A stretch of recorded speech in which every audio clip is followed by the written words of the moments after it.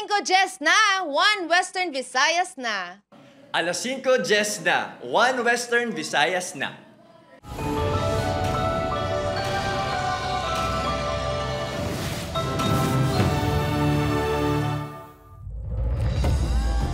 Mga balitang atong tutukan subong nga Martes, health authorities nagpaandam sa publiko sa malatrang kaso nga sintomas sang pamalatian. Pila ka mga residente sa Iloilo City nakabatsyag sang trangkaso bangon sa pagbago-bago nga tiyempo. Publiko ginapahalong sa paglaton-laton sang balatian. Pag-inom kag paglapta sang basura sa Iloilo Sunset Boulevard napahagan-hagan suno sa Iloilo City LGU matapos ginpatuman ang pagsulundan. Empleyado sa Bacolod City DRRMO ginaimbestigaran sa ginaaligar pagpalasik sang supply nga gatong sang LGU. Rice stock sa Western Visayas kay baligya sa mga LGU bastante sunod sa NFA 6 kasunod sang pagdeklarar sang food emergency sa pungsod. Kag porsyon sang kabukiran sa Ahoy Iloilo na sunog. Pagtutod sa lugar, gintumod rason. Ini ang GMA Regional TV, 1 Western Visayas.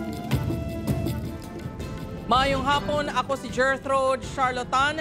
Pila ka mga residente sa Iloilo City nakabatsyag sang trangkaso bangon sa pagbago-bago nga tiyempo. City Health Offices sang Iloilo kag Bacolod ginapaandaman ang publiko nga nagabatsyag sang malatrangkaso nga sintomas nga hindi pagpabayan. Ini ang gintutukan ni Kim Salinas. Naabtan sang news team nga nagapainit-init ang 78 anyos nga senior citizen sang barangay Lanit Haro kay nasang aga. Pagsaysay ni Lolo ni Candros, pila pa lang kadlaw sang noong pawan ini sa nabatsyag nga trangkaso. Sa semana nabatsyag ko trangkaso. Sipon Vermero. Ako nahulog trangkaso. Nakabatsyag naman sang pag-ubo sipon kag hilanat ang mga kabataan kag hinablusan ni Meriel. Gani todo halong ini nga hindi na maglala pa ang nabatsyag sang iya mga kabataan. Baylo-baylo, klima kung sa gahilanat, nagaubo. Mga kinablusan, kada wala man nagakahalinan sa sipon. Kay siyempre kung adlaw, gabing init, yabok, tapos kung gabi, lamig. Kasami maglapta ang influenza-like illness sa tion sang tiglalamig nga magalawig pa tubtob bulan sa Pebrero. Sa malamig nga tiyempo, madasig man ang pagnumo sang immune system. Nahibaloan niya napatay ang isa ka Taiwanese actress nga si Barbie Su bangod sang malala nga influenza nga nahulog sa pneumonia. Sunod sa CHO, manginpatal na ang trangkaso kung mahulog na siya sa pneumonia. Gani paandam sa opisina sa publiko nga hindi pagbaliwalaon kung makabatsyag sang malatrangkaso nga sintomas kaangay sang ubo, runny nose kag paghilanat. Ini sa tunga nga wala man sang na-record ang ICHO sang influenza-like illnesses subong nga tuig. Bangod kalabanan, wala man gina-admit sa ospital ang natrangkaso. Importante sunod sa ICHO ang temprano nga pagpakonsulta agud gilayon man nga mabulong. Dapat man nga i-boost ang immune system kaangay sang pagkaon sang balanced diet kag hindi pagpulaw sa gabi. Kung may mga sintomas kita nga nabatsyagan, mga flu-like symptoms nga ginatawag na naton, bukas ang aton nga mga health centers, may ara kita nga mga bulong nga pwedeng mahatag narada. Sumugod Desyembre, naglabot na sa 127,000 ka doses sang flu vaccine ang napangtublok sang Iloilo City Health Office. Sa Bacolod City naman, isa sa mga ginatutukan sang City Health Office ang influenza-like symptoms. Apisar na nagdumo na ang numero sa 4 kung ikumparar sa 13 sang 2024 nga na-record sa impukada sang Enero. Damo-damo ang ma-infect niya in one particular moment. It's respiratory and it's airborne, maupod yun siya sa hangin. Ang influenza ang mapaanggid sa flu kontra ang kaso nga sa masami. Wala gina seryoso sa pagpati nga simple lang ini nga pamalatian kag itulog lang sang matapikan. Kaangay sang COVID-19, airborne ini kag makuha sa maggutok kag enclosed nga lugar kung sariin madamo kag madasig ang paglapda. The symptoms can be mild, pwede man severe, but it can be threatening man kung may mga pre-existing condition. Highly contagious. Upod Kerumel Porquia, Kim Salinas, 1 Western Visayas. Nagalapta nga basura kag park shot na hagan-hagan na sa Iloilo Sunset Boulevard sunod sa Iloilo City LGU. Ambulant vendors nga natukiban wala sang permit hatagan lang tubtub buwas sa pag-comply para makabaligya sa lugar. Ini ang gintutukan ni Kim Salinas. Matapos nang inkontrobersyar ang Sunset Boulevard, bangod sang tinumpok ang mga basura nga ginabilin sa mga nagabisita. Talalupang doon nga sa pagbisita sang news team kay nasang aga nga mas malimpyo na ang lugar. Iniman ang obserbasyon sang Iloilo City General Services Office kag sa narekomendar nga manginhead sang task force sa pagpatuman sang regulasyon sa Sunset Boulevard nga si ICTTMO Head Oldarico Garbanzos. Makitaan nga may naplasta naman nga portalet sa lugar. Sa pagsikyar kahapon ni Garbanzos, natukiman nga may pila ka vendors nga wala sang nagakaigo nga permit. Gani naghatag sang plaso si Garbanzos nga tubtubwas na lang sa pagproseso sang kulang nga permits. Hugot nga ginadumilian ang reserve parking. Pahanugutan sa gihapon ang parking apang hindi pwede makapark sa tato ka viewing deck bangod ini ang para lang sa recreational activities. Intended lang gid sa nagapamasyar, naga-intended lang gid sa mga dululugan sang naga-jogging, naga-bike. And siyempre later on sa mga Zumba activities nga pagahiwaton sa sining nga mga deck areas. Ginmado man kahapon ni Iloilo City Mayor Jerry Treñas ang pagtumili sang park shot sa lugar. Ini ang hugot nga ginsikyar kahapon sang Iloilo City Police Office kag talupang doon nga wala sila sang naaktuhan nga naga-park shot. Kung mapirmahan na sang alkalde ang executive order, hindi mang duwa-duwa ang ICPO sa pagdakop sa magpamilit pa nga mag-park shot sa lugar. We would like to appeal to the public yung responsible sa paggamit ng ating Sunset Boulevard. I hope na tanan ng mga katuguan na familiarize ang tumuluyo or they have to follow. Samtang, wala naman sa nadakpa ng Land Transportation Office 6 sa mga drivers nga nakainom sa Makaulobog Ilimnon sa pag-deploy sang team kahapon dala sang alcohol breath analyzer. Sa among commitment is to have the regular checks ang atong Sunset Boulevard to ensure nga hindi na-hangout sa mga nagalinom gaga-drive, no? Upod Kirmel Porquia, Kim Salinas. 1 Western Visayas. Para sa dugang nga mga balita sa Bacolod City, kag pila ka lugar sa Western Visayas, mangin kaupod ta si Adrian Prietos. Adrian? Yes, George, mga kapuso, madamo gid nga salamat sa Bacolod City naman. Baw, ginaligar pagpalasik sang gatong kag gina-deliver pa ha sa balay sa isang personnel sa Bacolod City DRMO, ginaimbestigaran na sa LGU. Yaring balita ang aton gintutukan. Nakabaton sa reklamo ang Bacolod City LGU angot sa ginapahayag pagpang-deliver sang gatong sa balay sa isa ka personnel sa Bacolod City DRRMO. Ang gatong ang ginaaligar naghalin sa supply nga gatong sa CDRRMO. Sunday, sa detalye ginhatag sa opisina sa alkalde sa news team, ginaaligar nga naglabot sa 20 tubtob 40 litros ang gatong ang ginpalasik sa balay sang personnel. Is just one of the many complaints nga nabaton sang aton sa City Mayor's Office kag through isugid kay Mayor ang inang sa DRMO nga gasolina no sa paggamit for personal use. Ginkumpirma ni Dr. Ana Maria Lardi Pornan, tagpamuno sa Bacolod City DRMO nga nakigsapol na ini sa executive officers kag job order sa opisina matapos ginpatawag sa Bacolod City Legal Office angot sa reklamo. Why naging pagdamo ko ang CCTV sa sulod mismo sa evacuation kag sa sagwa kay syempre hindi tama na makita dayon kung ano kay gina-ano nila nga wala kita pala. Mas ginpahugot man ang auditing sa assets, pati mga donasyon kag pre-possession goods in kaso may kalamidad. Hindi, paghingad na ni Pornan ang tinawo apang nagpadala ni isang report sa City Legal Office. Lakip sa report, ang pila ka insidente sang kinawatay sa CDRMO headquarters sa Barangay Takuleng. Ginpangayuan na sang patahag ang personnel sa reklamo batok sa iya. Isa lang kuno ini sa madamong reklamo, batok sa mga empleyado sa LGU nga nagagamit sang resources sang gobyerno sa personal nga benepisyo. For now, there's a number of cases that are being investigated by the City Legal Office. Tanan sila nahatagan ng notice to explain, may iban, may investigative report, investigation report na ginpagwa ang City Legal. Samtang, padayon man yung ginatutugan ang kaso sa empleyado sa City Treasurer's Office kag Bacolod Environment and Natural Resources Office nga una na ginpahayag nga fixers. Stop na nila. Please. And otherwise, they have to protect man sang ila kaugalingon, they have to protect their work, and also they have also to uphold sang aton man di values being a government worker. Opod, Kiril Casillo, Adrian Prietos, Western Visayas. Mga kapuso, rice stock sa Western Visayas nga ibaligya sa mga LGU bastante suno sa NFA 6. Pila ka negosyante nagakabalaka nga posible maapektuhan kung mag-umpisa sa pagbaligya sa NFA rice sa mga LGU. Si Zen Kilantang Sasa nakatuto.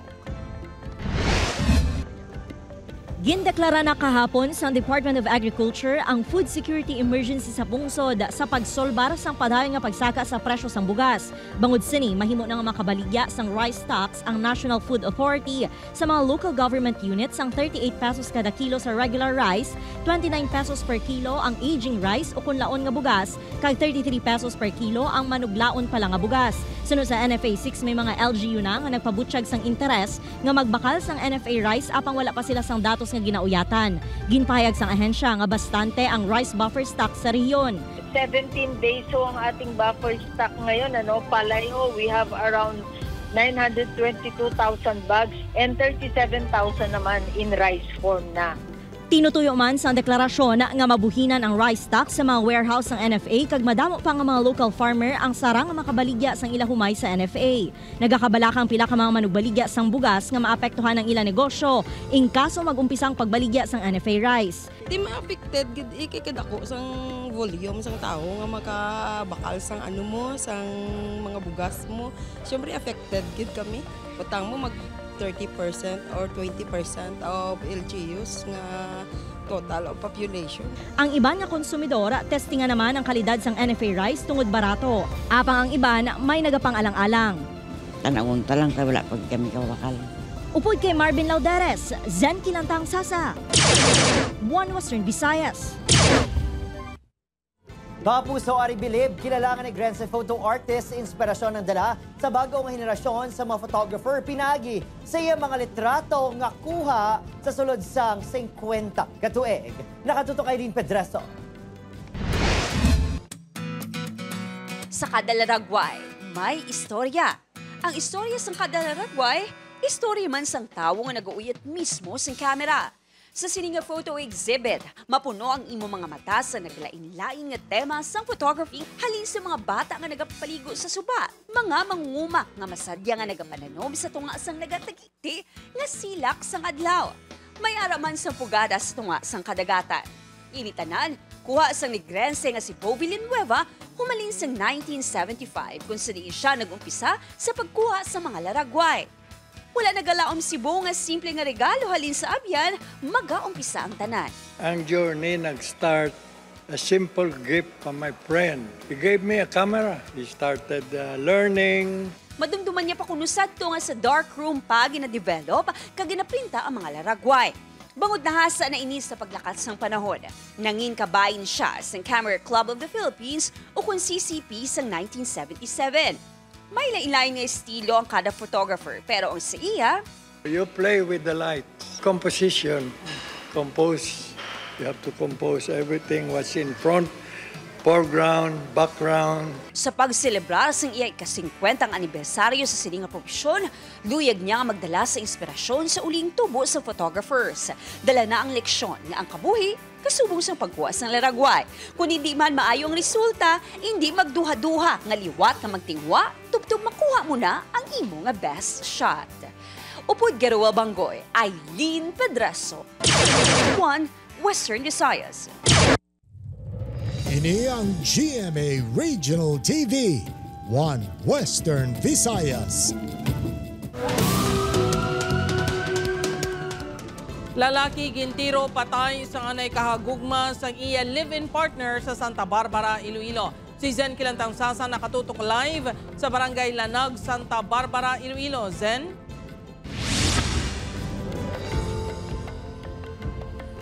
Jert, isa ka shooting incident ang nagluntad diri sa Barangay Lanag, Santa Barbara, Iloilo, subong langgid nga hapon.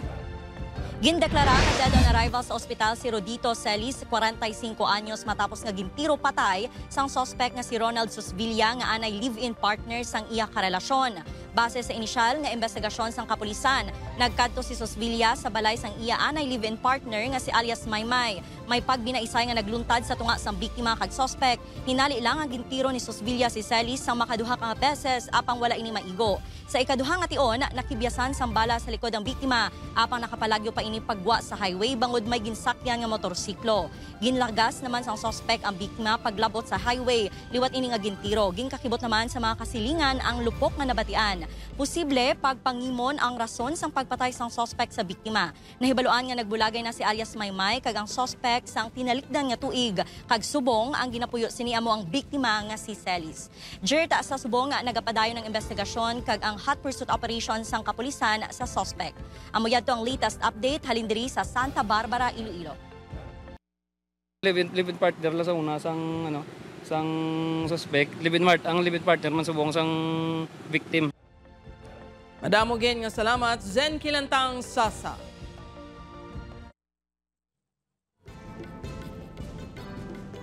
Samtang mga puso sa Bacolod City naman, masobra 40 ka mga pamilya na monitor sa Bacolod City LGU nga nagaliho-liho kag nagapanglimos sa dalan. Garing balita. Naanda na sang sini nga mga persona nga magliho-liho kag magtulog sa mga dalanon sa Bacolod City. Ang 200 subtub 300 nga kinitaan sini sa pagpanglimos, ginapaigo-igo lang para makakaon ang pamilya. Puli mo sa balay namon kung Domingo. Nami tulugan tong. Tapos? Mulang na. Duka namdas ang mga problema ako sa amon, sa balay. Lakip si Cherry Ann sa masobra 40 ka mga pamilya nga makita nga nagaliho-liho sa dalan. Suno sa Anti-Mendicancy Task Force, ginadiho na ang mapamagi agud masikop ang mga ini. May ara man nga iba niya out of town sir, pero may ara gid nga iba niya taga Bacolod gid ya.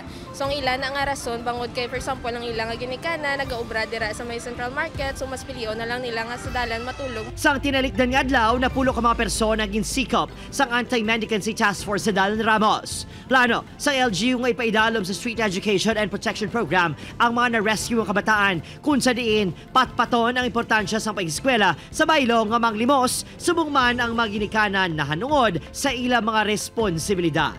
Ay ginagather gina sila, may ara kami nga mga staff nga nagapanguha sang kabataan. Ay gina-edukar namon sa ila sa mga iloy, ginahambal namon sir nga dapat ang kabataan nila dalon din nila kung wala man lang ka eskwela. Kay para bala sir may edukar namon hindi na sila magsagad pangayo sa dalanon. Opo, Kiril Casillo, Adrian Priatos, One Western Visayas. Paghatag ng Certificate of Indigency, ginapanawagan sa pila ka mga residente nga hindi paglaktan sa pamulitika. Si John Sala nakatutok live sa Barangay Gustilo, La Paz. John?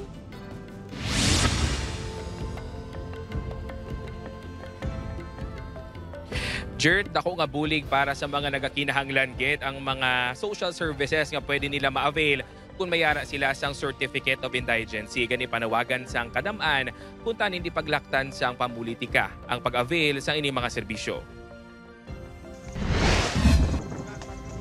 Nagaisahanon nga nagapangabuhi si Nanay Ninita sa Barangay South San Jose Molo. May mga pamilya ng iya mga kabataan gani siya na lang ang nagapangita sang iya kinawala.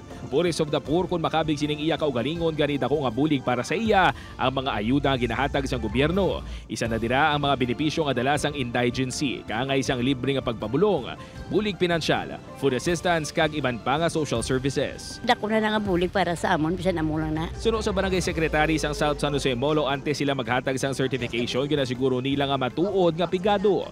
Naptan pagani sa news team ang pila ka mga miyembro sang Barangay Council nga nagapanagtag sang certification para sa food assistance. Number 1, dapat bona fide resident namon, ka voters namon. Kag ang pigado gid nga do hindi gid ka avail kay hindi gid la ka bayad sang ila gid na kinananon sa mga ila pagsampa magpalubong sila sa hospital bills nila. Apang kon si Nanay Ninita ang maswerte nga wala na budlayan magkuha sang Certificate of Indigency. Si Manang Natalie naman hindi kuno paghatagan sang Barangay Council sang Gustilo, La Paz bangod kontrapartido. Kaya mo na nga wala siya kuno naghatag. Kay oo, kay kuno kay kontrapartido kami. Si alias May naman, nagahilibion pa nga nagpa-interview sa news team bangod dako kung taning abulig sa ilang financial assistance nga makuha kung ginhatagan lang sila sang Certificate of Indigency. Minsan na pala mag 10,000. Kinahanglan namon. Tapos, ang bana ko, may problemado ko subong kay na hospital bilang iautot. Nakugitan nga bulig. Apang pagklaro sa barangay, hindi pamulitik ang ilatuyo kundi pagsunod lang sa insyakto nga proseso. Hindi man na, sir. Kaya nga, ginapamangkot sila ni Kap para sa ano na. Wala man sila gasabat. Jert apisar nga libre kag para gid sa mga nagakinahanglan ng ining mga serbisyo, may ara sa gihapon sa mga guidelines nga kinahanglan sundon kag may mga rekisito kag dokumento sa gihapon nga kinahanglan i-verify antes ma-avail ang ining mga serbisyo. Jert. Madamo gid nga salamat sa detalye Kapuso John Sala.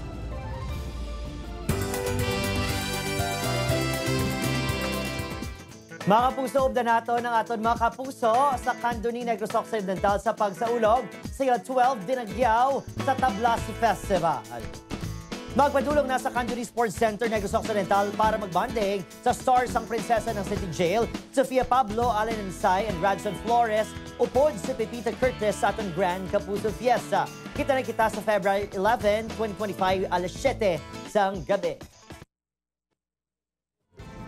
Bantayan. Porsyon sang kabukiran sa Ahoy, Iloilo na sunog. Pagtutod sa lugar, gintumod rason.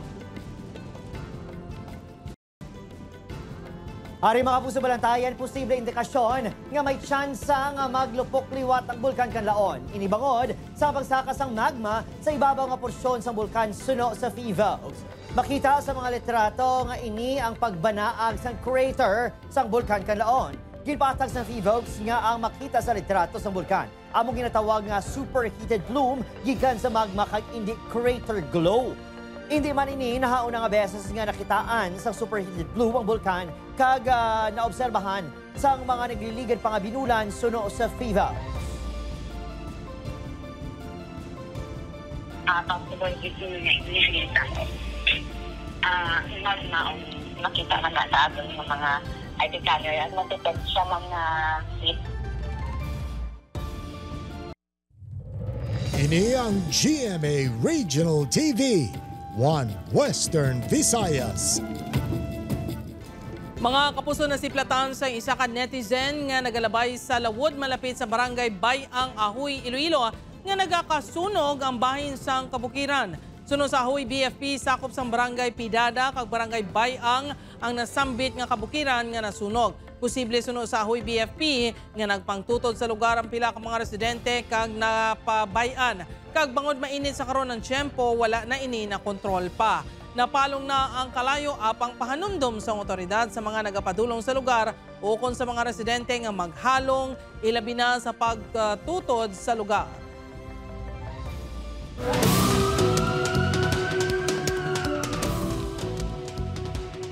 Mga puso, patay naman ang asawa nga si Gilberta Libuon samtang pilaso naman ang bana sininga si Joe R. matapos subungguan sang pick-up ang ilang ginasakyan niya motorsiklo sa bahin sa Hacienda Garazon, Barangay San Jose sa Banwa sang Binalbagan sang tinalikdan niya Sabado, February 1. Suno pa sa kapulisan, papuri na kuntani ang mag-asawa matapos nagkumpra sang inubaligya nga isda sa Banwa.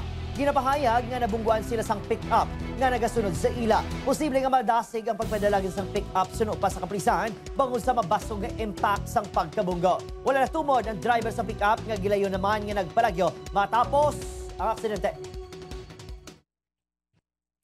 Mga kapuso, hagna angon sa 200 pesos nga saka sa daily wage pasado na sa second reading sa Kongreso. Pila ka daily minimum wage earner ginakabig nga dako nga bulig ing kaso madugangan pa ang ilang sweldo. Si Zen Kilantang Sasan nakatuto. Ginaaprubahan na sang House Committee on Labor and Employment sa second reading ang hagna nga nagasaad sang dugang nga 200 pesos across the board daily minimum wage sa mga empleyado sang private sector. Matandaan nga November 17 sang tinalikdan nga tuig sang ginpatuman sang Regional Tripartite Wages and Productivity Board ang 33 pesos to 40 pesos nga saka sa sweldo. Si Josel nga isa ka minimum wage earner, ginakalipay ang hagna bangod ako ini nga bulig para sa iya pamilya. Ilabi na nga ginakinot lang sini ang 513 pesos nga sweldo. Nga isamon nga gaboard Tapos may mga sariling mga blayran or other expenses. Nakauwi sa nga bulig ma'am para samon nga ang dugang nga sweldo. Ang iban nga mga mamumugon nga hindi minimum wage nagalauman nga madugangan ng ilasweldo. Ilabi na nga tuman kamahal ang presyo sa mga balaklon. Maka-income kami iti siyempre may ginapa-eskwela ka uti amo na lang gid tsagaan mo na lang gid bisan gamay. Dako gina siya nga bulig para man sa amon kung ma-implement man na siyang government naton. Sunod sa Philippine Chamber of Commerce and Industry Iloilo, dako naman nga epekto sa business community in kaso nga manginlay na ang hagna. Wala man sila nagapamalabag sa wage increase apang hinyo nila nga paagyon ini sa insakto nga proseso sa Regional Wage Board. Because sa mandated wage hike na ini, ang mga magagmay nga enterprise will now shoulder higher payroll expenses and ang impact sini especially sa mga low-margin industries like retail, hospitality, agri-food, i-pass on ini siya sa aton nga consumers, sa aton nga mga manugbakal. So, ang impact sini hindi lang sa mga negosyante mismo. Upod kay Marvin Lauderes, Zen Kilantang Sasa, One Western Visayas. Mga kapuso, gin-inaugurahan kay na sang aga ang Senior Citizen Center nga nahamtang sa Alta-Tierra Village, Barangay MVH, Novajaro, Iloilo City. Gin-unveil man ang markers ang building. Ginalauman nga ang center ang mangin dugang nga lugar nga tilipunan sa mga aktibidad sa senior citizens sa syudad. Ginalauman man nga mangin dako ini nga bulig agud mapadasig ang paghatag sa serbisyo sa mga katigulangan. Natala na pa nga i-turnover ang center sa Department of Public Works and Highways sa Iloilo City LGU. Ini ang ikatatlo nga center sa senior citizens sa syudad, lakip na ang sa distrito sang Mandurriao kag Arevalo. Dako ang mabulig sini sa senior citizens movement sa Iloilo City. Kaya parang may lugar kami nga maka-converge kami, maka-tipon kami, maka-meeting kami, makuha na mo ng mga problema, mga idea sa lain-lain nga distrito.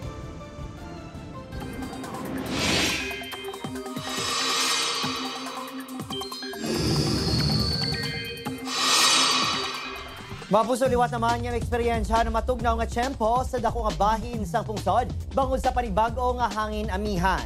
Kung ikumparar sa weekend, mas mabaskog ang huyop sini nga nagalabot sa dako nga bahin sang Luzon. Easterlies naman ang magaluntad sa nabilin nga bahin sang pungsod. Sa Baguio City na record ang pinakamanubo nga temperatura. Subong adlaw nga naglabot sa 16 degrees Celsius. Ginasundan ina sang 17.4 degrees Celsius sa La Trinidad, Benguet. Sa Calayan, Cagayan na record ang 19.1 degrees Celsius. Wala naman nagalayo ang 19.3 degrees Celsius sa Itbayat, Batanes, kag 19.8 degrees Celsius sa Tanay Rizal.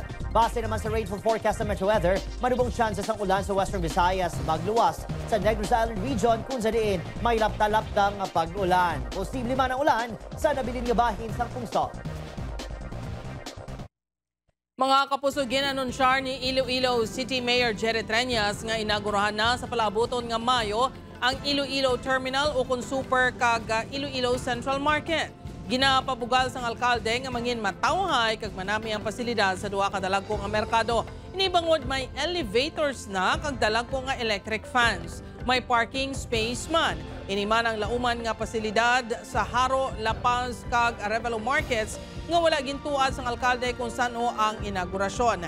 Madumduman nga una nga ginpahayag sang alkalde nga buksan ang duha ka merkado sa Disyembre 2024 apang wala man madayon.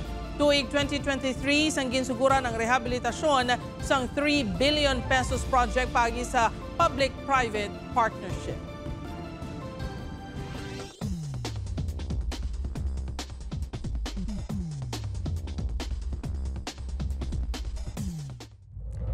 Mga kapuso, mahimo nyo malantaw ang ining episode sa GMA Regional TV official website www.gmaregionaltv.com. Pwede man mabisita kag i-click ang subscribe button sa GMA Regional TV official YouTube channel para sa mga updated nga balita. Sa atong mga kapuso diri sa Western Visayas kag subong man sa atong mga kapuso abroad, madamo gid nga salamat sa pagtutok. Mag-isa kita kag ibaluan ang mga balita tungod local news matters. Ako si Gertrude Charlatan, ini ang One Western Visayas, bugos nga puwersa para sa mas dako nga misyon kag mas masangkad nga pagserbisyo sa pungsod.